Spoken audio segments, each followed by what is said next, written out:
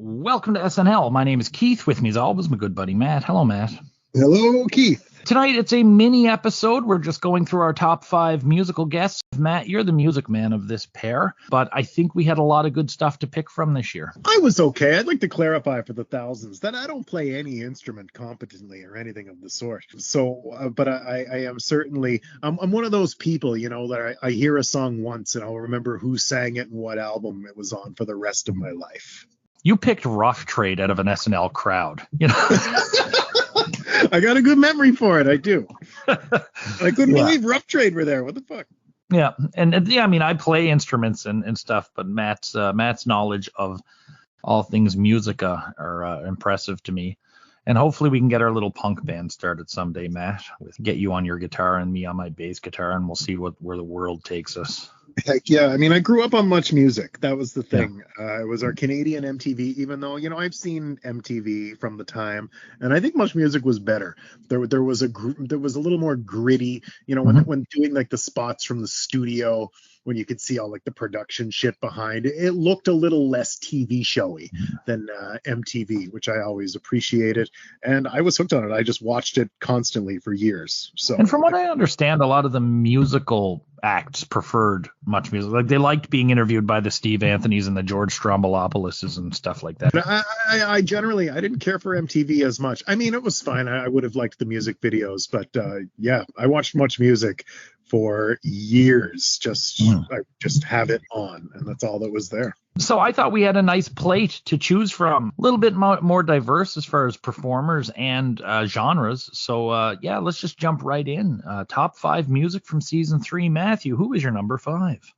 My number 5 is Eddie Money. I thought Eddie Money had a pretty energetic performance. I thought he had a nice voice. And, I looked it up. The internet or people that also look back at these old episodes, they fucking hated this Eddie Money spot. Yeah. I was really surprised. I was like, God, come on. He played the hits. Like, what do you want? It's Eddie Money. I just thought it was fun. It was a little more upbeat sounding. It was less dad rocky, slightly hipper.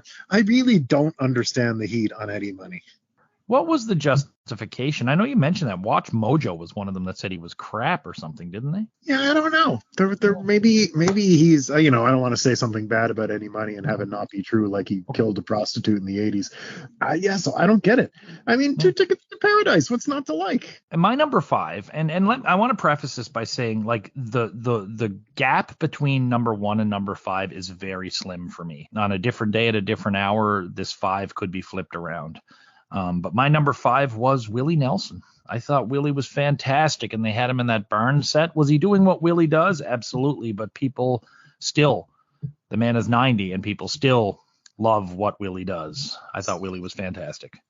Segue, my number 4, Willie Nelson. Awesome. Yeah, he just went out there and he was Willie Nelson, but he has that, sometimes just like anybody in any business, where if you're a professional wrestler or a musician or an actor, sometimes you just got it. You've got this charm, that it factor, this je ne sais quoi. And Willie can sing, and he's cool as fuck. Mm-hmm. So there's really nothing not to like. And don't get me wrong, I do not, and I'm wagging my finger at the microphone, I don't like country music at all. But, Willie is one of those people that, I know it's country music, but it transcends his own genre. It does. Willie's not just country any more than, Gordon Lightfoot's just folk, Number 4 for me were the Blues Brothers. I really enjoyed the performance. It's low because it's lower than it might have otherwise been for me, because they're not where they're going to be. And maybe I shouldn't have taken that into account, but thoroughly enjoyed their performance on the Steve Martin night. Also, too, perfect compliment for the host that evening. One of the, if I may veer off topic just for a second, I'm a big horror movie guy. But one thing I hate are horror comedies. Do not try to be funny in my horror movies. If a character is funny, I'm not saying don't make jokes at all, but don't make a horror comedy, quote unquote.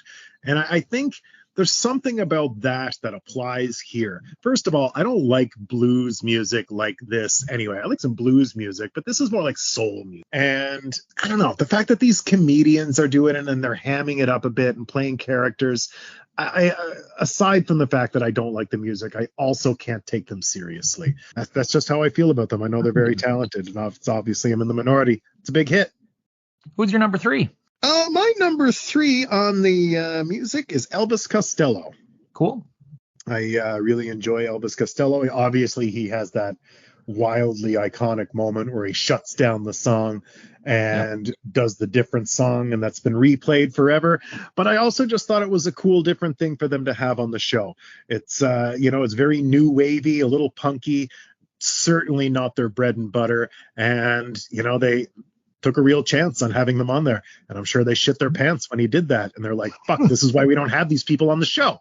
But I mean, it pays off in the end, and Elvis Costello is cool, and I thought they were good performances of his good songs. Yeah, my number 3 was the Nitty Gritty Dirt Band. Thought they were fantastic. Not so much. The first song was whatever, but the closer in particular, I think it was called White Russia, was an instrumental thing with Steve Martin on the banjo, I believe, and it was a stellar performance. I really enjoyed them. I like the band anyway, what I've heard of them. Certainly Mr. Bojangles is the one everyone hears, but there's a lot of good stuff that they have that doesn't get the radio play. And I thought they were fantastic that night on Saturday Night Live with old buddy Steve Martin. Yeah, it was cool to see them. They're just not for me. And Steve Martin's fucking what an accomplished player he is. That's always been a revelation. But yeah, this kind of genre of music, I'm not the target market here for sure. Who's your number 2, Matt? My number 2 musical act of the season was Bonnie Raitt. I thought her rendition of Runaway was fucking sweet and just interesting and fun to listen to, and she has the voice of an angel.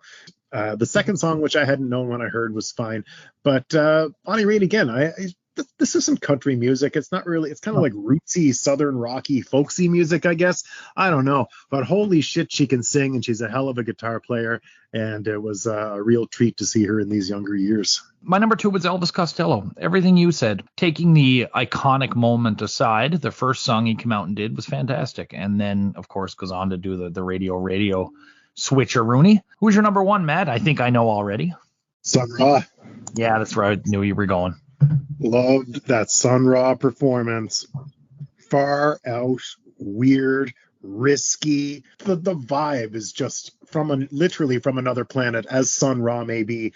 This stops you in your tracks from changing the channel, flicking around. You're like, what in the blue hell is going on my TV here? And because, if it's Jackson Browne, you probably just keep going. Who gives a shit? Look at Jackson Browne. But you see this guy in his Space Cadets playing this wild music. This is a big risk to book Sun Ra to perform here on the end of your season. And holy shit, it really paid off for me. And I hope they liked it. Well, and the performance artist in me, I do that on the side, little performance bits. The performance artist in me loved Sun Ra, but music-wise, I didn't particularly like. It wasn't for me. My number 1 was Ray Charles. Sketches that night were either non-existent or not much to them. But the music, Ray came out, played the hits and a couple of new things, reunited with his old band, gave us everything we needed. And then I think the episode ended with a cast sing-along around the piano. I mean, I'm a Ray Charles fan anyway. If he did all the songs even capably that night, he was making the top 5. Thought he went out and I mean, he's Ray Charles, and he went out and performed as if he was 20 years old looking for his big break. If I may comment on the music as a whole this season. Yeah, please. As I look, there was a lot of duds this season. Jackson Browne, for starters. I hate Paul Simon. Yep. Ashford and Simpson were fun. Billy Joel, can't abide it. Randy Newman, eat my poo. And a very surprisingly wretched performance from Meatloaf, whose voice was absolutely shot when he tried to sing. So still, there's a long way to go, I guess, is what I'm trying to say. Because I don't really like Elvis Costello. Like, I don't listen to Elvis Costello. I don't listen to Eddie Money. But when I go through this, I'm like, okay, I got a top 5. I do listen to a little Sun Ra, and I do listen to some Bonnie Raitt, but I'm reaching for 5 still. Yeah. And really? Okay. Yeah, I shouldn't have to pick Eddie Money. I mean, I shouldn't have to, but I did have to as I look over what I had available to me. Do it all over again. Maybe I pick Ashford and Simpson as I sit here and think about everything. What a lot of fun they were. But whatever. It is what it is. So that was our top 5 music picks for season 3. Maybe there's one of us who's closer to what you would have picked. So keep an eye out for more of our little list episodes that are coming up here for season 3. We've also got season 4 coming down the pike. We've got a Gary Weiss episode and a revisit to season 1 with our third chairs picking their favorite from season 1. Keep an eye on what we're up to. Like, subscribe, drop a comment if you agree or disagree with our picks. Thank you very much from Matt and I, and we'll see you in SNL.